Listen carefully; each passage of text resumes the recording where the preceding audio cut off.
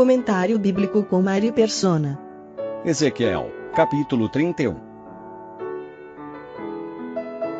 Filipenses capítulo 2, o versículo 3 diz assim: Nada façais por contenda ou por vanglória, mas por humildade, cada um considere os outros superiores a si mesmo. E aí mais adiante ele vai falar no versículo 5, de sorte que haja em vós o mesmo sentimento que houve também em Cristo Jesus, que sendo em forma de Deus, não teve por usurpação ser igual a Deus, mas aniquilou-se a si mesmo, tomando a forma de servo, fazendo-se semelhante aos homens, e achado na forma de homem, humilhou-se a si mesmo, sendo obediente até a morte e morte de cruz. O Senhor desceu, dá para contar nesse texto aqui, ele desce 7 degraus, desde a glória até a morte de cruz. E depois Deus vai exaltá-lo, a partir do versículo 9, 7 degraus também, ele vai fazer o caminho de volta. Mas eu estava pensando sobre esse tema da humilhação própria, do considerar-se nada, né? E eu estava pensando num exemplo interessante que a gente tem na palavra, que é o do malfeitor. O malfeitor. O lugar de marcar encontro com o Senhor é lá onde ele foi. Onde ele foi? Onde ele desceu, no mais profundo da humilhação. É esse o lugar que ele marca encontro com pecadores. Quando alguém tenta melhorar a si mesmo, achando que com isso vai agradar a Deus, ele vai estar esperando pelo Senhor no 3º, 4º, 5º andar. E não vai ter um encontro, porque o Senhor marca o encontro no subsolo. É no lugar mais baixo. Qualquer tentativa de melhorar alguma coisa nos coloca num andar mais alto. E não é lá o lugar que nós vamos encontrar o Senhor. Vai haver um desencontro. Porque o Senhor está nos esperando onde? Lá no lugar mais baixo. E ali na cruz, ele encontra um que estava lá no lugar mais baixo. Havia 2 malfeitores, mas um deles ainda se considerava alguma coisa. Porque ele estava zombando do Senhor Jesus. Mas o outro, ele diz: nós merecemos isso, nós estamos sob igual juízo, porque nós merecemos. Mas este nenhum mal fez. Lembra-te de mim. É isso que ele fala. Então ele estava no subsolo onde o Senhor Jesus estava. Se alguém quiser marcar o encontro com Cristo, tem que ir onde ele foi, que é no mais baixo ponto que um homem pode chegar. E ele foi lá. E é lá o lugar do encontro. Se tentar esperar em outro pavimento, em outro andar, vai desencontrar. E a melhoria própria, o achar-se alguém, nos coloca numa posição sempre acima, sempre superior. E, obviamente, nós temos isso, a nossa carne é assim mesmo, né? Até como um instinto de autopreservação, de querer levantar o pelo do pescoço, né? Como faz o cachorro na hora que ele é ameaçado, ele levanta, ele fica levantado, todo o pelo do pescoço. Os pássaros, quando são ameaçados, eles levantam as penas também, eles erguem as penas. Eles têm que se considerar altos, grandes, diante da ameaça. E nas coisas de Deus é o contrário, porque o que se humilha a si mesmo é exaltado. E o Senhor fala: com quem eu estarei? Com o contrito, com o quebrantado de coração, com o contrito de espírito. É com esse que o Senhor vai estar. Porque no céu não vai ter ninguém assim que possa falar: não, eu cheguei aqui porque eu fui um cara legal, obediente a Deus, fui perseverante até o extremo, guardei a palavra, guardei a lei, os mandamentos. Bom, você está no andar errado, não vai encontrar o Senhor Jesus nunca, porque ele está esperando lá no subsolo, que é o lugar que ele desceu.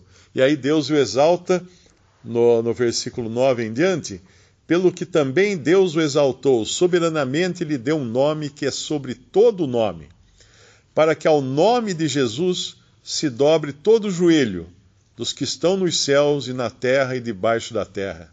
Só isso aqui devia ser suficiente para qualquer cristão cair a ficha, não é?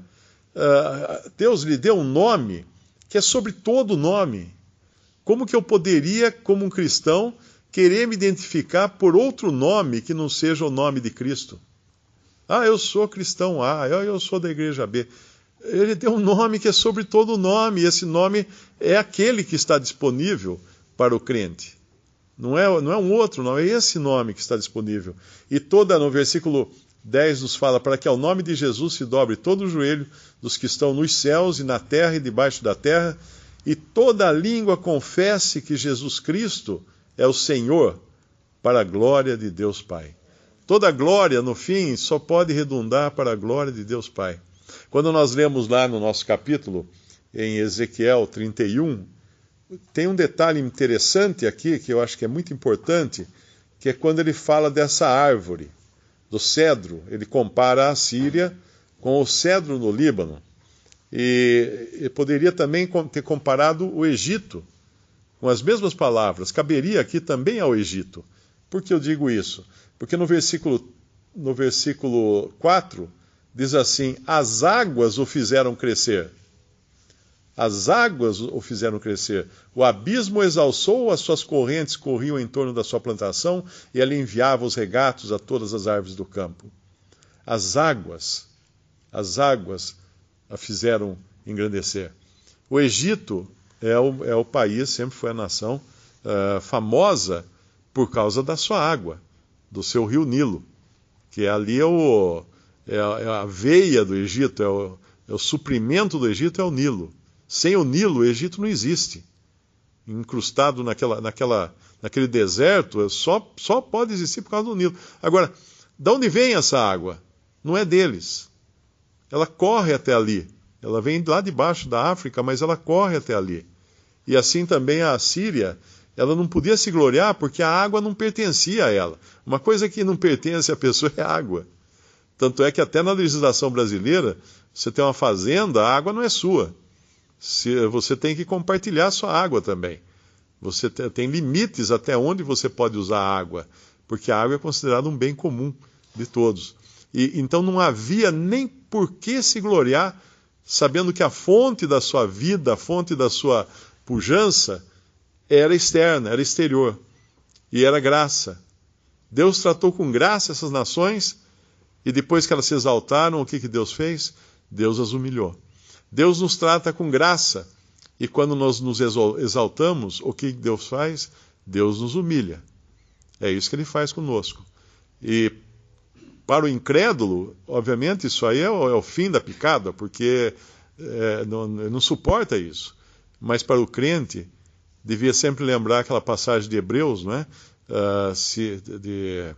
Deus, 12, eu acho que é Hebreus. Deus disciplina aqueles que Ele odeia. É 11? Ou é 12? Aquela passagem que diz que Deus disciplina aqueles que Ele odeia.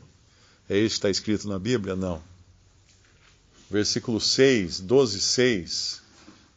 Porque o Senhor corrige o que ama e açoita a qualquer que recebe por filho. Esse é o tratamento que o Senhor dá aos seus filhos. Não é juízo. O juízo eterno cairá sobre os incrédulos. Mas o filho, ele disciplina. Por que nós disciplinamos um filho? Para ele não ser um perdido. Por isso Deus nos disciplina também. E o que é disciplinar? É fazer baixar a bola, como a gente costuma dizer. Você está com a bola muito erguida. Baixa a bola. Ponha-se no seu lugar. Desça para conhecer um pouco do lugar onde o Senhor esteve, o lugar de humilhação.